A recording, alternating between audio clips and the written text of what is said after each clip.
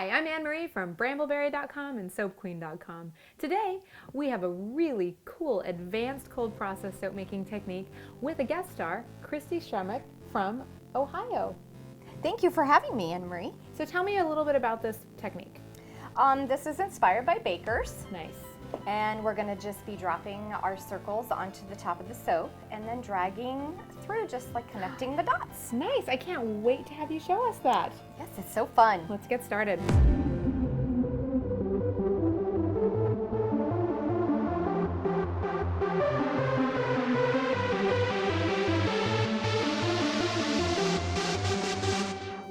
Since this is a super quick, easy and short technique video, if you'd like to learn the basics of making cold process soap, please stop and watch the first 4 episodes of cold process soap making on soapqueen.tv. Wow, these colors are absolutely gorgeous, and I love how you've chosen them to really show up well on the top of the soap. Tell me how you got this awesome violet looking color.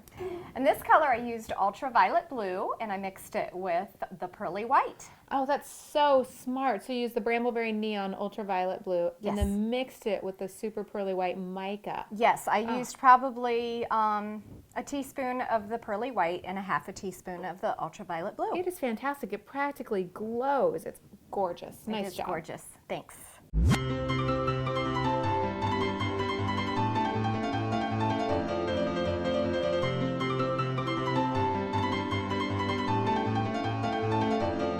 So now we're going to mix up the soap, but of course, Safety first. always Goggles, safety first. Goggles and gloves. Goggles and gloves. And we're going to be moving pretty quick through this section, right? Yes, that is correct. Okay, and you've pre-mixed all your oils for me and your lye water to make things easy. Yes, and very quick. Thank you so much. You're Well, let's welcome. do it.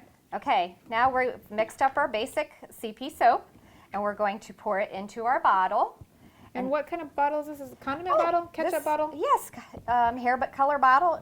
Anything works. Okay, fantastic. And then do we snip off the ends to make a bigger opening? Yes, we want a bigger opening because if it advances too fast, you'll never get it out of the bottle. And that makes total sense. So then we're going to pour our soap into the bottle. Okay. And we only want a couple ounces. We're not going to need a lot of the soap to All right. do the circles. And then we're going to take our colorants. We're going to use Sparkle Gold and the purple in Nice. 2 different bottles. And then we're going to put our lid on and we're going to put our finger over the tip and shake. Yes, finger of the tip. That's Good. right. Yeah. So here's our mold. We're going to use the Brambleberry Birchwood 9-bar mold for this. And go ahead and pour that. Okay. Perfect. Gosh, your trace looks just fantastic. Now that it's poured, I'm going to start putting in these side dividers. I'm going to start with the blue dots.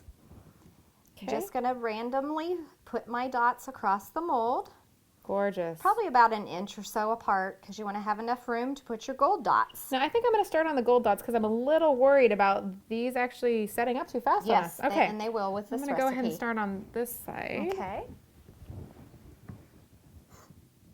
We do Oh, want to yeah. work quickly. I do see it starting to get a little bit thick actually. Yes.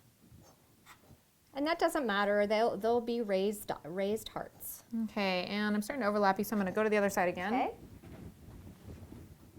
Okay, this is going to set up pretty fast. So while you do that, I'm going to start insert my pick into the first dot and start connecting the dots. Oh, that is so pretty. And you can use a skewer, but I prefer a hair pick.